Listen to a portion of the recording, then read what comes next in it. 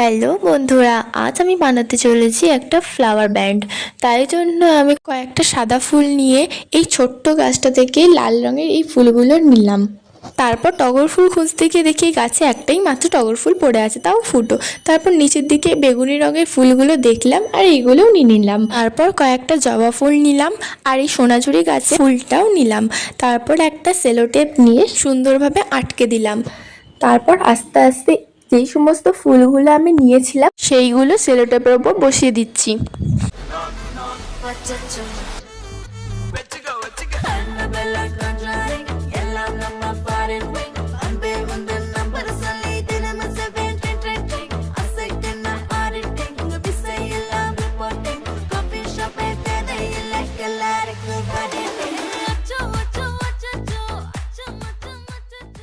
তো কেমন হয়েছে কমেন্টে জানিও। আজকের মতো এইটুকু, টাটা।